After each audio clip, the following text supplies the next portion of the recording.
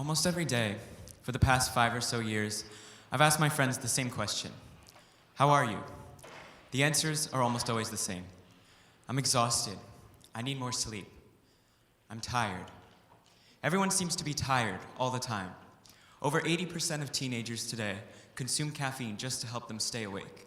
Teens just aren't getting enough sleep. And this may seem like an issue on the surface, but the consequences stretch far deeper than just being tired. But first, we have to understand why sleep happens and what happens to us without it. Sleep is controlled on a 24-hour cycle called the circadian rhythm.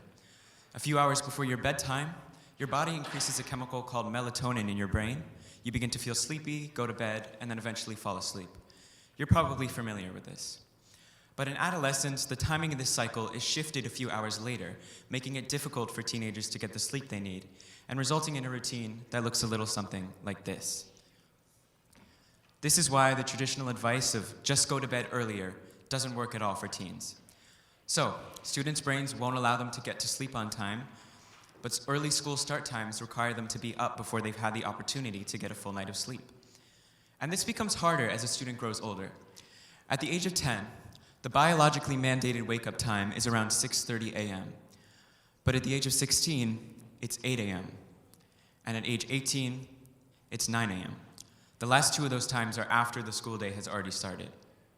A study from the University of Oxford found that a 7 a.m. wake-up call for an older adolescent, 15 through 18 years old, is equivalent to a 4:30 start time for a teacher in their 50s. For the adults in the room, can you imagine waking up at 4:30 a.m. every day? That is the reality that every high school student faces every day. So you may be thinking, the kids are tired at school. Big deal, right? Yes, very big deal. Routinely getting less than the recommended amount of sleep more than doubles your risk for cancer, increases your chances of Alzheimer's and heart disease, disrupts your blood sugar levels, increases your risk for stroke and heart failure, not to mention worsening serious mental health conditions like depression, anxiety, and risk for suicide. But it gets worse. Sleep deprivation not only affects a student's health, but their ability to learn too. Studies have found decreased concentration, impaired cognitive function, and poor memory recall as a result of these deficiencies. On the other hand, getting proper amounts of sleep improves the student's learning ability and memory recall. So how are students expected to do their best in school if they're not even given the opportunity to learn properly? I'd like to touch briefly on stress, since it's often another major factor in poor health in teenagers.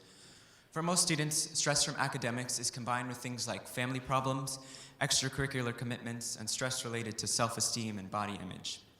But because of where teenagers are in their brain development, they tend to practice threat minimization, which means avoiding the problem instead of confronting it.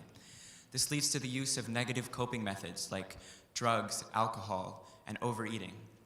Stress also manifests itself physically, contributing to nervous system disorders and cardiovascular disease. This all sounds pretty dire, right? So what can we do about it?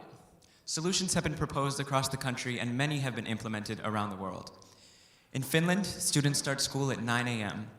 Finland also ranks #1 in the world for happiness, according to the World Happiness Report. I don't think that's a coincidence.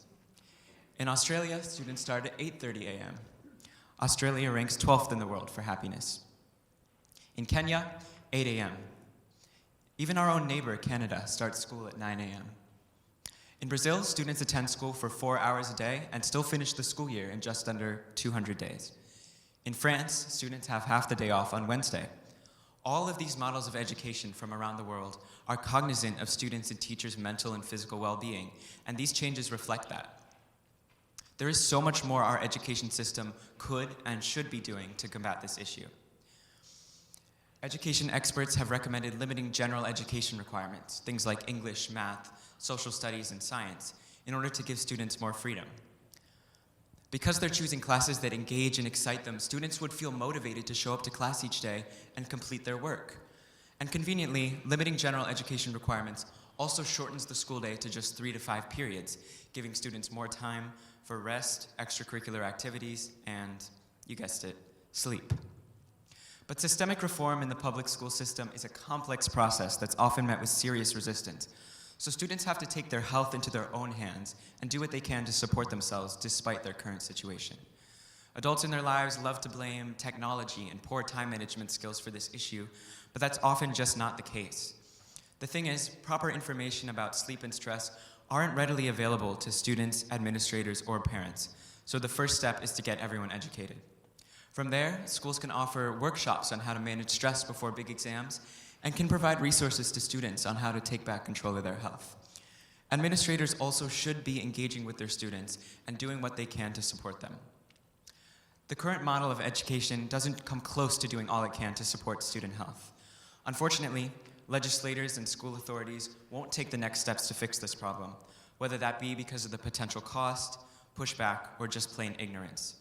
Schools should be doing all they can to support student health and influencing best practices, not putting students in a situation where it's impossible for them to get enough sleep.